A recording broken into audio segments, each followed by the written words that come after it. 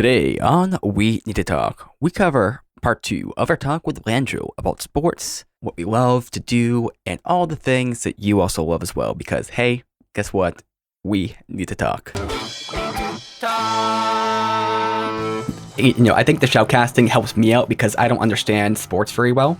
Like, I can watch a game, but not really, like, I don't know. I just kind of can figure out what is happening, but it's like I don't really know the meta to the game. Right. And kind of having someone just kind of give you what's the narrative to it. I think the narrative is kind of like interesting to me because there was one player who I remember Meter talking about who has come a long way, and I think she ended up winning the game. Was the interesting aspect to it because she was actually kind of like dominating a bit more than people were expecting. Right. And she won a game, which was kind of an upset for whoever was there. But I kind of like that narrative aspect to it because I can kind of get attached to it, like the players and everything, which I kind of enjoyed. And it's also I think this is actually someone I kind of knew from the community here because I don't know if it was Anna, but I don't know. It's somebody that I kind of knew, or have seen in the chat. So I think that aspect's definitely interesting. And, you threw out a little bit of an offer there. And I think now that my schedule's opening up a little bit here, I actually might be willing to kind of maybe a bit more into that. Oh, dude, that would be absolutely amazing. We need to talk. We should definitely talk about that.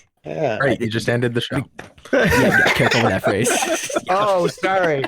Sorry, like the Pee Wee Herman secret word of the day. I'm sorry. Good night, everybody. There it is. It's like my schedule's like a 9 to 5 or 8 to 5 right now, so it's like actually nice to have weekends off. So my availability is much better before because before my availability was like I don't know, like early in the morning, and I worked weekends. Yeah. So it's like, yeah. Actually, did I work weekends? I think I did. Yeah, I did. Shit, it was bad. I got Friday off though. That was great. So that's a huge plus. To speak to the narrative aspect a bit, I think that one of the biggest things for that is being able to say, like, tell a story, and to tell a story, you need to have a history. And part of that is the website is like being able to go onto the website and pull stats. And that's something that Langille has worked extremely hard on. And EA continues to every year change how they export data. And as you know, as a coder yourself, Nate, that every time the way that the data is formatted changes, it pretty much means you need to completely redo your entire spreadsheet so that it scrapes properly again. And they do a very good job of messing it up exactly enough that you need to completely rebuild everything. So They do. Typical EA. But with that said, Brian has worked very hard every season to make sure that a website is up that shows all of the stats from every season, from every game ever. And it's extremely impressive. And it allows us broadcasters to tell that story and say, last time Batgirl played against Kivstyle, this was the score. The last 3 times, this is the score. This is their entire history since season 1 of every time they've played together. And maybe these two teams in general, maybe before Batgirl controlled the Packers, the Packers had never beaten Kivstyle and the Vikings. And then once she took control, now they're at a 500. Like, that's an amazing stat to be like, she has turned this from a 0 to a 500 solely by like being in control of that team. And that's something that's only able to happen because of the work that Brian's put into it. Well, thank you for that. I appreciate that. Yeah, I have always, like you said, it's all about telling a story, and I've always wanted to be able to, when a league starts and a league continues, and eventually a league ends because it happens. I've always wanted to be able to go back and look at the history of it and see, what went right, what went wrong, et cetera, et cetera. And so when we launched TPCFL from game 1, week 1, we started pulling stats in, and now we have 8 seasons and like 2,500 games worth of stats. And we can tell you anything. We can tell you how a team does on grass versus on turf, how they do it on the road versus at home, how they do in their conference versus their division versus the league. Like, it's we've got it down that it tracks absolutely everything. So eventually we're going to be able to look back and we're going to be able to say, this is the history of X amount of seasons of this league. And then we can watch the rise of players, or in some cases the decline of players. And it's an interesting aspect to it, because it's not just two people logging on to play Madden, or auto racing or hockey for that matter. It's everything that everybody does is included. So basically, as the whole community continues to grow, I want everyone to feel as though what they've done mattered and what they did contributed to the history of the league. And having the entire stats breakdown is the way to do that. And instead of just keeping it in an Excel sheet on my Mac for my own, enjoyment of it, we've made it public on the website so that anyone can go and look, and they can follow basically any owner or any player or anything else the whole way through. Right. And I think the stats are definitely important. I'm not like a big sports person myself. Mhm. Like there's certain sports I do, which I think we talked about that in the last podcast we did together. But it's like, I know that stats are very important for like real sports, because whenever I watch like a little bit of baseball or football or whatever, they're always talking about, say, the stats. They always show the stats on the screen. Yep. And that's actually very important for understanding like who a player is or certain aspects to those things. Yeah, it's it basically, for me, it tells a bit more of the story, because when we're playing Madden, and we're currently in season 8 using Madden 20, if we use the in-game commentary, they're only going to be talking about what's happening in that particular season, and it's all canned, right? Whereas our great broadcast team, and I got to give a shout out to everybody on the broadcast team because they do an amazing job. They can tell the story from that game and that season, but also the entire history of the league as well. And it's great who we have. Like Meter is the voice of the TPCFL. He started the whole thing and absolutely fantastic on commentary. We've got Bama Shocks, who I like to refer to as the professor, because he knows where everybody went to school, and makes comments in reference to that, which is great because nobody else can do that. And he brings that to it. They'll bring up a player and he'll be like, yep, from the great state of Alabama, went to such and such university, and blah, blah, blah. So that's great. We've got Irish Bear, who is he's like Tony Romo. He can break down a play and explain exactly what's going to happen based on what he sees on the screen at the time. Like before it happens, he can break it down to the point where last season, he actually, in the pre-show, broke down the offense and defensive strategies of both teams. And Mr. Rockman, who ended up winning the TPCFL championship, realized watching the pre-show and Irish Bear breaking down his defense that it wasn't going to work, changed up his defense, and as a result won the championship. So Irish Bear is incredibly influential as far as his ability to break down and point out what works and what doesn't. So having him on the team is definitely a huge benefit to us. And we've got other people on the broadcast team. We've got I do production. I've dipped my toe into commentary a little bit, but I like to stay behind the scenes. We've got Nitro 6003, who was primarily our hockey guy to start, and now is doing NASCAR and wants to get into football. We have Colby. We have an amazing broadcast team, and I love them.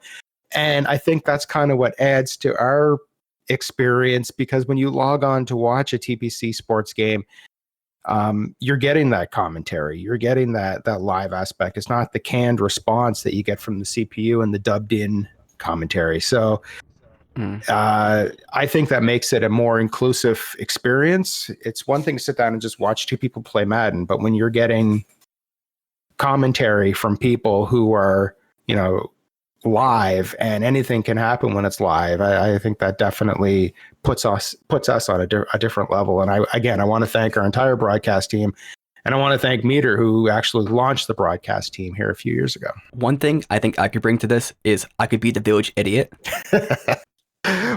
Just be like, what's happening? Who are these people? Why do they matter? Why do they matter? And what is the sport involved with? Like I understand we're throwing like pigskin or that the car goes vroom, but what does that mean? Oh man, we definitely need to get you in. I thought you were going to play, but if you want to be on commentary, yes, you will definitely. We would like to refer to you, Pepin, as enhancement talent, because when you get in there and do that, you're going to make everything look so much better.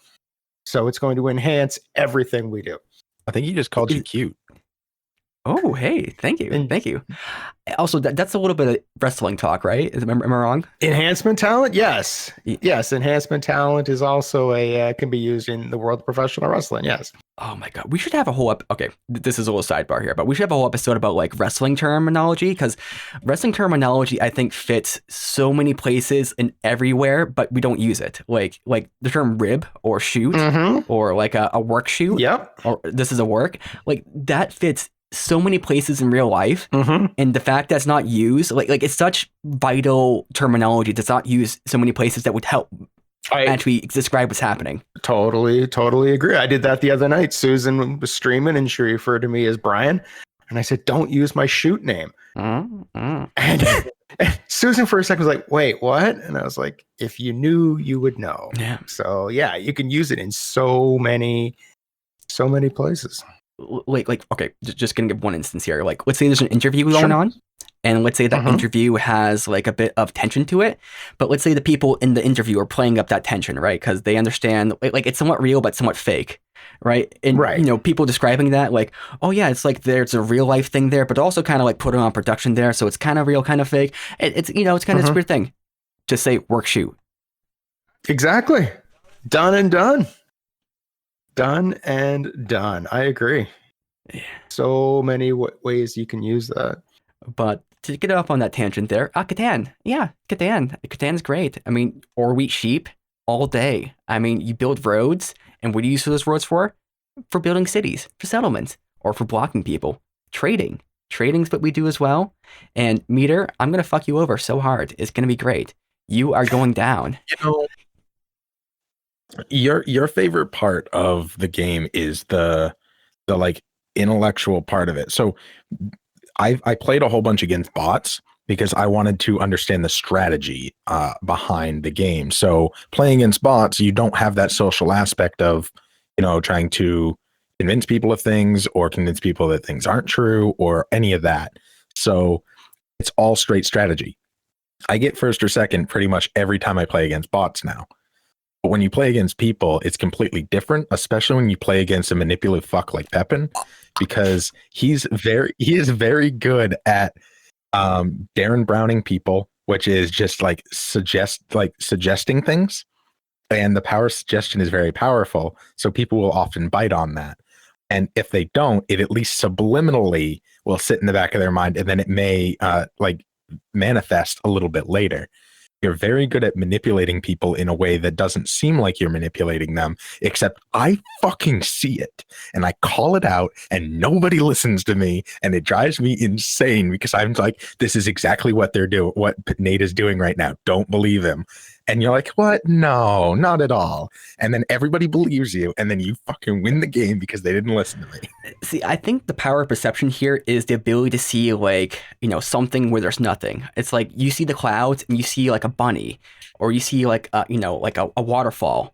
But I think the cloud here you're seeing is Pepping manipulating everything. That's the cloud you're seeing. You're forcing a cloud to be something it's not, and that's okay. I think it speaks to, you know, the brain and the power it has, and you're harnessing it for something which is obviously not rational, but that's okay. That's okay. We all make mistakes. It's very interesting to watch you gaslight me live on stream. No, the only gaslighting here is that of the audience, because you're trying to say, just take the beautiful, pleasant person I am not and make it worse than it actually is. And that's okay. I see. So you're saying that you understand that your gaslighting of me isn't going to work, and that's not even the intention. The intention is to gaslight the audience, not me. Nate, next time you put up a goddamn veneer, make it one that's not clear so I don't see right through it. Listen, the person the person you're trying to convince here is not me or the audience. It's Langille, because Langille is our biggest. Like if I can get Langille in on this game, and if I can convince Langille to make trades that are advantageous to myself, which is the game, right? Nothing I do is wrong, and that's what you're trying to do as well. You're trying to get advantageous trades for yourself because you don't want me to win because I'm your greatest enemy here. But really, Langille's the greatest enemy here because you need to convince Langille to not make the trades of goodness to myself. Is that wrong? Or is that right, Langille? What's your weighing in on this? I feel like I'm kind of in the middle on this one, because if I side with somebody, then it's the end of my show, and then it'll be awkward. Let's just all play and see how it happens, and then I'll play the bot for a while to build up my skills, and when I feel like I'm good enough, I'll come play with you guys again, and everyone will be happy. How does that sound? Let's try that. That sounds Canadian. I think we need to put your feet to the fire, and we just need to get you in a game immediately. No practicing against bots. Just go right for it, because that's what Meter did, and he did great. He won this first game. Why? Because he had exceptional skills. Yeah, but that's what happens in every game. I started playing a game here a few months ago called you were on a mountain bike and you went down a mountain and you tried to make it to the bottom in the fastest amount of time. I'm like, I'm actually pretty good at this. This is kind of fun. You guys should try it. And then Meter's like, okay. So then Meter's like, yeah, okay. So I beat this race and this race and this race, and I've unlocked this bike and that bike. And how are you guys doing? And I'm like, I'm way, way back. Like, I'm nowhere near that. So if you could just slow down for a little bit, even though I already had like a 2-week launch head start, Meter is very good at picking up a game and suddenly being able to destroy at it. So, yeah, I've fallen victim to that.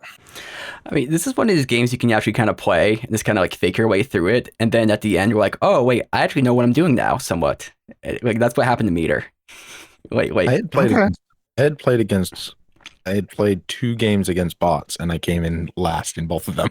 Right. Because I was like figuring out the rules as we go. It was not good. But by the time I got to playing with you guys, I see. I had understood a little bit better. Yeah. And I think I'm a good explainer. I over-explain things. I'm patronizing. I am pretentious, but I can explain things in a way to make you the best you could be. Well, that's what everybody needs. That's what everybody needs, right? Doesn't that sound like a great Saturday afternoon, getting Nate patronizing you for an hour?